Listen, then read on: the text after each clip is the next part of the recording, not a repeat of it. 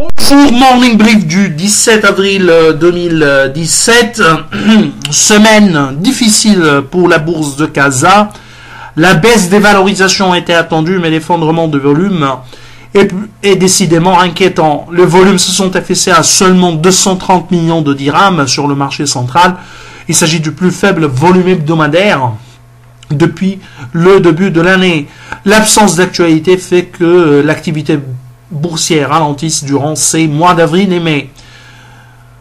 Il faudra finalement penser à obliger les émetteurs à publier des chiffres trimestriels, trading statement ou état financier simplifié, indicateur d'activité à la tunisienne, etc., etc.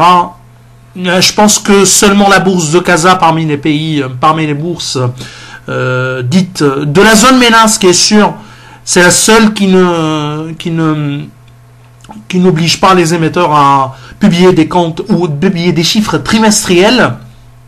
Avec la bourse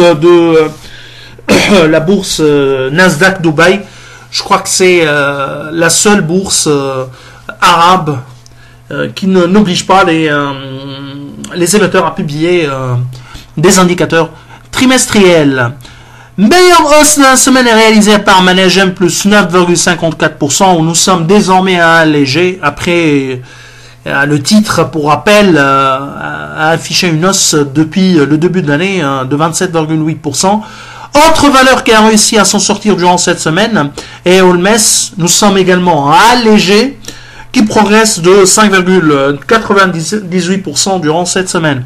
La publication de bons indicateurs T1 2017 de la part de Doha, avec à la clé réduction de l'endettement, une vente supérieure à l'objectif annoncé, 1643 unités contre 1375 d'objectifs, a également été apprécié par le marché et le titre a gagné 4,96% durant cette semaine. De l'autre côté du spectre, Ciment du Maroc perd 2,22%. Sur Tunis, en revanche, le début de publication des chiffres trimestriels n'a pas réussi à réactiver l'activité boursière sur la cote de la BVMT. Tunindex a progressé de 0,39% à 5619,7 points, renforçant ainsi ses gains annuels à 2,39%. Les volumes sur le marché central ont atteint 14,873 millions de dinars, décidément très faibles les volumes, sont modestes. La plus forte hausse de la semaine, Sotema est plus 20,80%, alors que TLS a progressé de 10,56%.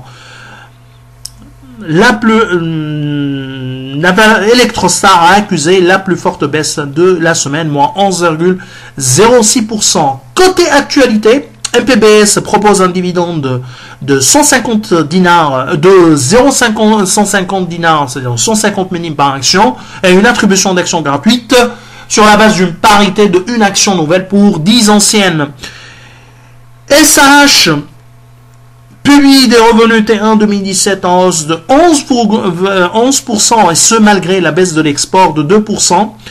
SAH, dans ses indicateurs d'activité, n'a pas expliqué le recul de l'export, mais il convient de préciser que Lila publie des chiffres trimestriels qui concernent la société mère, et donc parfois il y a un transfert de l'activité d'une filiale à une autre que nous ne pouvons pas réellement apercevoir ou apprécier au niveau des indicateurs d'activité trimestriels.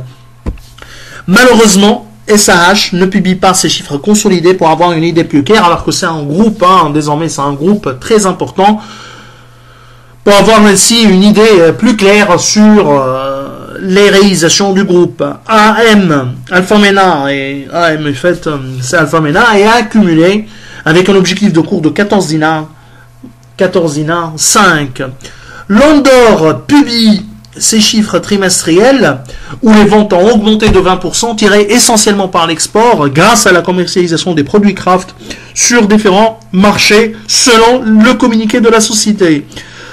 Pour Londor, il s'agit d'une baisse L'Andorre annonçait une baisse de sa dette en rythme annuel, mais nous on regarde les dettes en rythme séquentiel, c'est-à-dire on regarde la dette, on compare la dette au 31-3 par rapport à son niveau au 31-12. La dette a décidément augmenté par rapport au 31-12. Elle a augmenté d'environ 1,7 million de dinars à 29,5 millions de dinars. Alors, je vous souhaite un bon début de semaine. Au revoir, à demain.